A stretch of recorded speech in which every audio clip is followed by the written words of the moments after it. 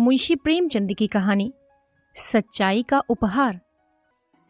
तहसीली मदरसा बरांव के प्रथमाध्यापक मुंशी भवानी सहाय को बागवानी का कुछ व्यसन था। क्यारियों में भांति भांति के फूल और पत्तियां लगा रखी थी। दरवाजों पर लताएं चढ़ा दी थी। इससे मदरसे की शोभा अधिक हो गई थी। वो मिडिल कक्षा के लड़कों से भी अपने बगीचे के सींचने और साफ करने में मदद लिया करते थे। अधिकांश लड़के इस काम को रुचिपूर्वक करते। इससे उनका मनोरंजन होता था। किंतु दर्जे में 4-5 लड़के जमींदारों के थे। उनमें कुछ ऐसी दुर्जनता थी कि ये मनोरंजक कार्य भी उन्हें बेगार प्रतीत होती। उन्होंने बाल्यकाल से ही आलस्य में जीवन व्यतीत किया था। अमीरी का झूठा अभिमान दिल में भरा हुआ था। वो हाथ से कोई काम करना निंदा की बात समझते थे। उन्हें इस बगीचे से घृणा थी। जब उनके काम करने की बारी आती तो कोई न कोई बहाना करके उड़ जाते। इतना ही नहीं, दूसरे लड़कों को भी बहकाते और कहते, वाह, पढ़े फारसी बेचे तेल। यदि खुरपी कुदाल ही करना है तो मदरसे में किताबों से सिर मारने की क्या जरूरत। यहाँ पढ़ने आते हैं, कुछ मजदूरी करने नहीं आते। मुंशी जी इस अवज्ञा के लिए उन्हें कभी कभी दंड भी दे देते थे। इससे उनका द्वेष और भी बढ़ता था। अंत में यहाँ तक नौबत पहुंची कि एक दिन उन लड़कों ने सलाह करके उस पुष्प वाटिका को विध्वंस करने का निश्चय किया। 10 बजे मदरसा लगता था, किंतु उस दिन वो 8 बजे आ गए और बगीचे में घुसकर उसे उजाड़ने लगे। कहीं पौधे उखाड़ फेंके, कहीं क्यारियों को रौंद डाला, पानी की नालियां तोड़ डाली, क्यारियों की मेड़े खोद डाली। मारे भय के छाती धड़क रही थी कि कहीं कोई देखता ना हो। लेकिन एक छोटी सी फुलवारी को उजाड़ने में कितनी देर लगती है। 10 मिनट में हरा भरा बाग नष्ट हो गया। तब वो लड़के शीघ्रता से निकले, लेकिन दरवाजे तक आए थे कि उन्हें अपने एक सहपाठी की सूरत दिखाई दी। ये एक दुबला पतला दरिद्र और चतुर लड़का था। उसका नाम बाज बहादुर था। बड़ा गंभीर शांत लड़का था। उधम पार्टी के लड़के उससे जलते थे। उसे देखते ही रक्त सूख गया। विश्वास हो गया कि इसने जरूर देख लिया। ये मुंशी से कहे बिना न रुकेगा। बुरे फंसे, आज कुशल नहीं है। ये राक्षस इस समय यहाँ क्या करने आया था। आपस में इशारे हुए। ये सलाह हुई कि इसे मिला लेना चाहिए। जगत सिंह उनका मुखिया था। आगे बढ़कर बोला, बाज बहादुर, सवेरे कैसे गए? हमने तो आज तुम लोगों के गले की फांसी छुड़ा दी। लाल बहुत दिक किया करते थे, ये करो वो करो, मगर यार देखो कि कहीं मुंशी जी से जड़ मत देना, नहीं तो लेने के देने पड़ जाएंगे। जयराम ने कहा, कह क्या देंगे, अपने ही तो हैं। हमने जो कुछ किया है वो सबके लिए किया है, केवल अपनी भलाई के लिए नहीं। चलो यार, तुम्हें बाजार की सैर करा दे, मुंह मीठा करा दे। बाज बहादुर ने कहा, नहीं, मुझे आज घर पर पाठ याद करने का अवकाश नहीं मिला, यहीं बैठकर करूंगा। अच्छा, मुंशी जी से कहोगे तो ना? मैं स्वयं कुछ न कहूंगा, लेकिन उन्होंने मुझसे पूछा तो कह देना मुझे मालूम नहीं। ये झूठ मुझसे न बोला जाएगा। अगर तुमने चुगली खाई और हमारे ऊपर मार पड़ी तो हम तुम्हें पीटे बिना न छोड़ेंगे। हमने कह दिया कि चुगली ना खाएंगे, लेकिन मुंशी जी ने पूछा तो झूठ भी ना बोलेंगे। तो हम तुम्हारी हड्डियां भी तोड़ देंगे। इसका तुम्हें अधिकार है। 10 बजे जब मदरसा लगा और मुंशी भवानी सहाय ने बाग की ये दुर्दशा देखी तो क्रोध से आग हो गए। बाग के उजड़ने का इतना खेद न था जितना लड़कों की शरारत का था। यदि किसी सांड ने यह दुष्कृत्य किया होता तो वो केवल हाथ मलकर रह जाते, किंतु लड़कों के इस अत्याचार को सहन न कर सके। ज्यों ही लड़के दर्जे में बैठ गए, वो तेवर बदले हुए आए और पूछा, यह बाग किसने उजाड़ा है? कमरे में सन्नाटा छा गया। अपराधियों के चेहरे पर हवाइयां उड़ने लगी। मिडिल कक्षा के 25 विद्यार्थियों में कोई ऐसा न था जो इस घटना को न जानता हो, किंतु किसी में यह साहस न था कि उठकर साफ साफ कह दे। सब सिर झुकाए मौन धारण किए हुए थे। मुंशी जी का क्रोध और भी प्रचंड हुआ। चिल्लाकर बोले, मुझे विश्वास है कि तुम ही लोगों में से किसी की शरारत है। जिसे मालूम हो स्पष्ट कह दे, नहीं तो मैं एक सिरे से पीटना शुरू करूंगा। फिर कोई ये ना कहे कि निरपराध मारे गए। एक लड़का भी ना बोला।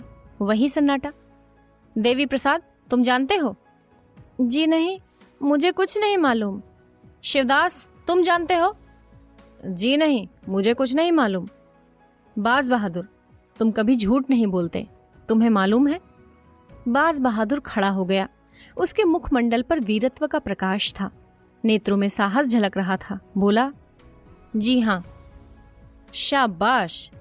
अपराधियों ने बाज बहादुर की ओर रक्त वर्ण आंखों से देखा और मन में कहा, अच्छा। भवानी साहब बड़े धैर्यवान मनुष्य थे। यथाशक्ति लड़कों को यातना नहीं देते थे, किंतु ऐसी दुष्टता का दंड देने में वो लेश मात्र भी दया न दिखाते थे। छड़ी मंगाकर 5 अपराधियों को 10-10 छड़ियां लगाईं। सारे दिन बेंच पर खड़ा रखा और चाल चलन के रजिस्टर में उनके नाम के सामने काले चिन्ह बना दिए। बाज बहादुर से शरारत पार्टी के लड़के यूं ही जला करते थे। आज उसकी सच्चाई के कारण उनके खून के प्यासे हो गए। यंत्रणा में सहानुभूति पैदा करने की शक्ति होती है। इस समय दर्जे के अधिकांश लड़के अपराधियों के मित्र हो रहे थे। उनमें षड्यंत्र रचा जाने लगा कि आज बाज बहादुर की खबर ली जाए। ऐसा मारो कि फिर मदरसे में मुंह न दिखाए। ये हमारे घर का भेदी है, दगाबाज, बड़ा सच्चे की दुम बनता है। आज सच्चाई का हाल मालूम हो जाएगा। बेचारे बाज बहादुर को इस गुप्त लीला की जरा भी खबर न थी। विद्रोहियों ने उसे अंधकार में रखने का पूरा यत्न किया था। छुट्टी होने के बाद बाज बहादुर घर की तरफ चला। रास्ते में एक अमरूद का बाग था। वहां जगत राम और जयराम कई लड़कों के साथ खड़े थे। बाज बहादुर चौंका, समझ गया कि ये लोग मुझे छेड़ने पर उतारू हैं, किंतु बचने का कोई उपाय न था। कुछ हिचकता हुआ आगे बढ़ा। जगत सिंह बोला, आओ लालो, बहुत राह दिखाई, आओ सच्चाई का इनाम लेते जाओ। रास्ते से हट जाओ, मुझे जाने दो। जयराम, जरा सच्चाई का मजा तो चखते जाइए। मैंने तुमसे कह दिया था कि जब मेरा नाम लेकर पूछेंगे तो मैं बता दूंगा। हमने भी तो कह दिया था कि तुम्हें इस काम का इनाम दिए बिना ना छोड़ेंगे। ये कहते ही वो बाज बहादुर की तरफ घूंसा तानकर बढ़ा। जगत सिंह ने उसके दोनों हाथ पकड़ने चाहे। जयराम को छोटा भाई शिवराम अमरूद की एक टहनी लेकर झपटा। शेष लड़के चारों तरफ खड़े होकर तमाशा देखने लगे। ये रिजर्व सेना थी जो आवश्यकता होने पर मित्र दल की सहायता के लिए तैयार थी। बाज बहादुर दुर्बल लड़का था। उसकी मरम्मत करने को वो 3 मजबूत लड़के काफी थे। सब लोग यही समझ रहे थे कि क्षण भर में वो तीनों उसे गिरा लेंगे। बाज बहादुर ने जब देखा कि शत्रुओं ने शस्त्र प्रकार करना शुरू कर दिया है, तो उसने कनखियों से इधर उधर देखा। तब तेजी से झपटकर शिवराम के हाथ से अमरूद की टहनी छीन ली और 2 कदम पीछे हटकर टहनी ताने हुए बोला, तुम मुझे सच्चाई का इनाम या सजा देने वाले होते कौन हो? दोनों ओर से दांव पेच होने लगे। बाज बहादुर था तो कमजोर, पर अत्यंत चपल और सतर्क। उस पर सत्य का विश्वास हृदय को और भी बलवान बनाए हुए था। सत्य चाहे सिर कटा दे, लेकिन कदम पीछे नहीं हटाता। लेकिन अमरूद की टहनी कहाँ तक थाम सकता? जरा देर में उसकी धज्जियां उड़ गईं। जब तक वो उसके हाथ में रही, तलवार रही। कोई उसके निकट आने की हिम्मत ना करता था। निहत्था होने पर वो ठोकरों और घूंसों से जवाब देता था, मगर अंत में अधिक संख्या ने विजय पाई। बाज बहादुर की पसली में जयराम का एक घूंसा ऐसा पड़ा कि वो बेदम होकर गिर पड़ा। आंखें पथरा गई और मूर्छा सी आ गई। शत्रुओं ने ये दशा देखी तो उनके हाथों के तोते उड़ गए। समझे इसकी जान निकल गई, बेतहाशा भागे। कोई 10 मिनट के पीछे बाज बहादुर सचेत हुआ। कलेजे पर चोट लग गई, घाव ओछा पड़ा था, तिस पर भी खड़े होने की शक्ति न थी। साहस करके उठा और लंगड़ाता हुआ घर की ओर चला। उधर विजय दल भागते भागते जयराम के मकान पर पहुंचा। रास्ते में ही सारा दल तितर बितर हो गया। कोई इधर से निकल भागा, कोई उधर से। कठिन समस्या आ पड़ी थी। जयराम के घर तक केवल 3 सुदृढ़ लड़के पहुंचे। वहां पहुंचकर उनकी जान में जान आई। जयराम, कहीं मर न गया हो, मेरा घूंसा बैठ गया था। जगत सिंह, तुम्हें पसली में नहीं मारना था, अगर तिल्ली फट गई होगी तो न बचेगा। यार, मैंने जान से थोड़े ही मारा था, संजोग ही था। अब बताओ क्या किया जाए? करना क्या है, चुपचाप बैठे रहो। कहीं मैं अकेला तो ना फंसूंगा? अकेला कौन फंसेगा, सबके साथ चलेंगे।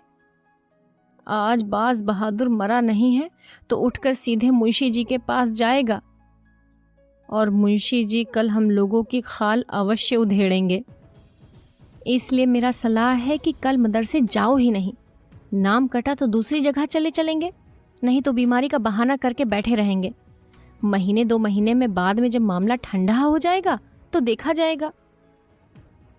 और जो परीक्षा होने वाली है, ओहो, इसका तो ख्याल ही न रहा। 1 ही महीना तो रह गया है। तुम्हें अब की वजीफा जरूर मिलता।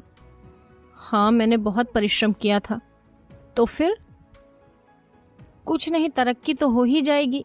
वजीफे से हाथ धोना पड़ेगा, बाज बहादुर के हाथ लग जाएगा।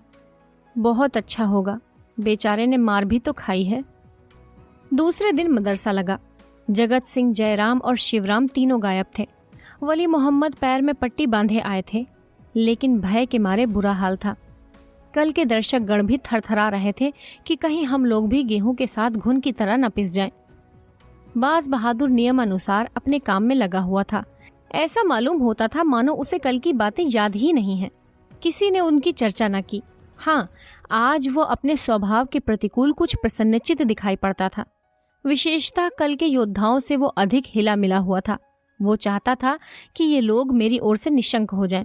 रात भर की विवेचना के पश्चात उसने यही निश्चय किया था, और जब संध्या समय वो घर चला तो उसे अपनी उदारता का फल मिल चुका था। उसके शत्रु लज्जित थे और उसकी प्रशंसा करते थे। मगर वो तीनों अपराधी दूसरे दिन भी न आए। तीसरे दिन भी उनका कहीं पता न था।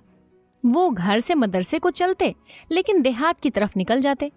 वहां दिन भर किसी वृक्ष के नीचे बैठे रहते अथवा गुल्ली डंडे खेलते। शाम को घर चले आते।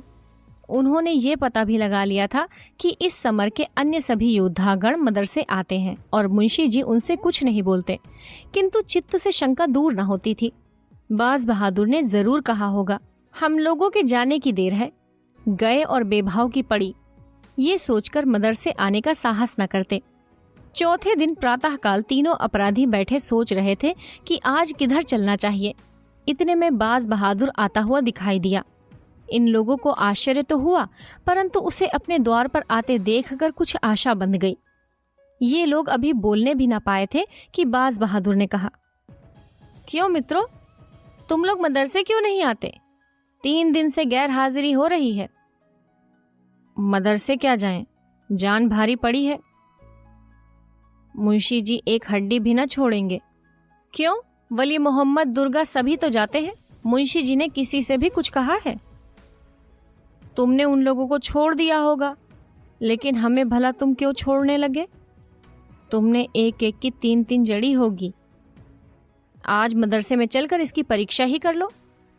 ये जहां से रहने दीजिए, हमें पिटवाने की चाल है। तो मैं कहीं भागा तो नहीं जाता। उस दिन सच्चाई की सजा दी थी, आज झूठ का इनाम दे देना। सच कहते हो तुमने शिकायत नहीं की? शिकायत की कौन बात थी? तुमने मुझे मारा, मैंने तुम्हें मारा। अगर तुम्हारा घूंसा न पड़ता तो मैं तुम लोगों को रण क्षेत्र से भगा कर दम लेता। आपस के झगड़ों की शिकायत करने की मेरी आदत नहीं है।